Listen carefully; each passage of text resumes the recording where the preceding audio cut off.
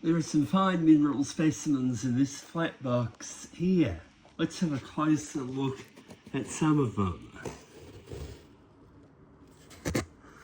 The first one is an antique specimen of cuprite, overgrown by malachite.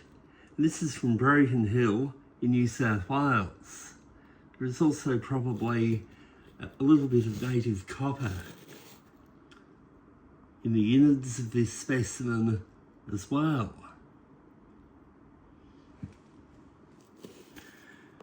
Broken Hill, New South Wales was mainly mined for silver, lead and zinc, so argentiferous galena and sphalerite are the two main ore species mined during most of the life of the Broken Hill mine complex. We have another rare Broken Hill mineral here. In fact, I'll take it out box and all. This is alabandite, and it is on calcite. There might even be some fluorite and apophyllite on the matrix here as well. Alabandite is a rare mineral species. The reason being is that it normally occurs in the context of primary sphalerite, and manganese sulfide generally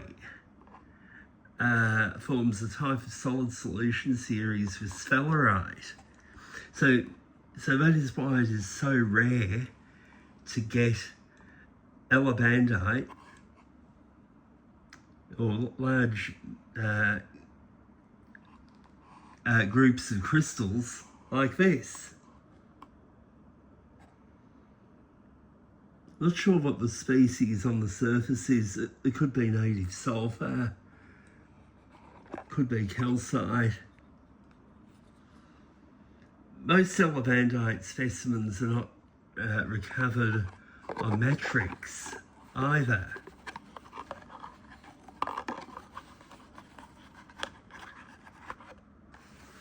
So, then there's a hematite from Nador, Morocco,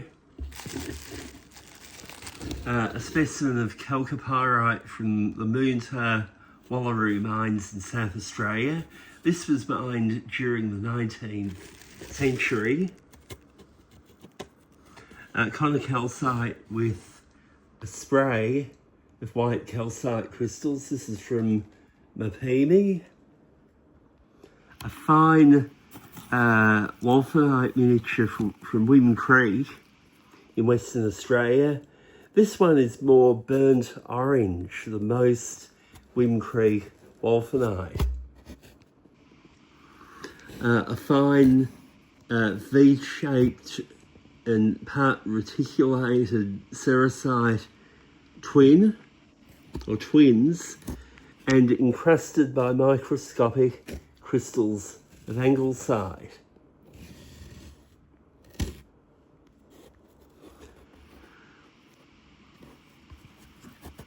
That's mislabelled, but the autunite is from Yunnan province in China and is one of the best examples of Chinese autunite that I know of.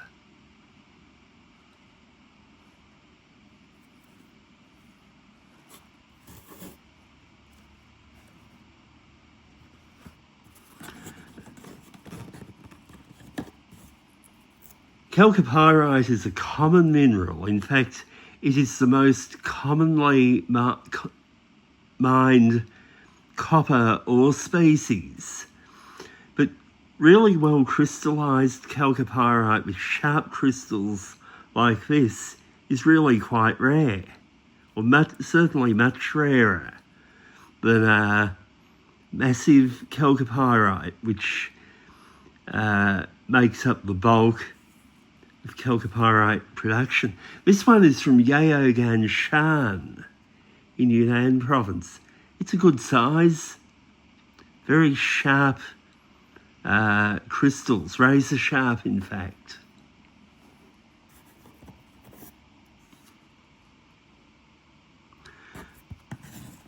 This is a good native copper with cuprite specimen.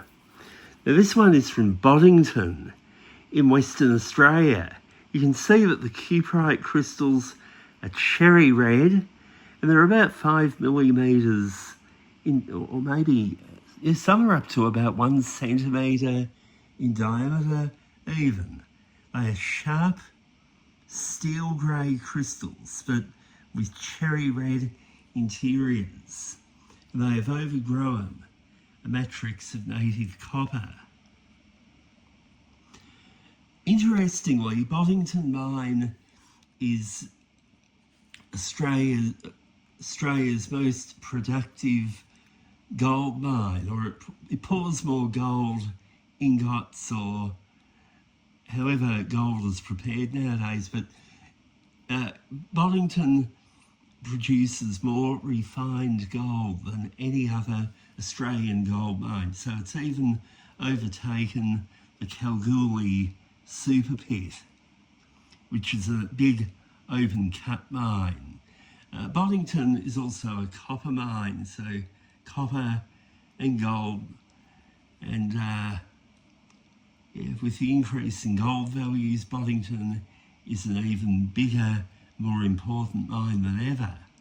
This is a very attractive piece. It has these sharp cuprites and they're quite red. There's other secondary minerals too, and it's on this appealing matrix of native copper. Now, azurite is the most represented species by actually by value in my collection. I own over 103 azurite specimens. This is a good azurite with malachite from LaSalle in Utah. And there's also this nice group of intergrown pale yellow fluorite crystals.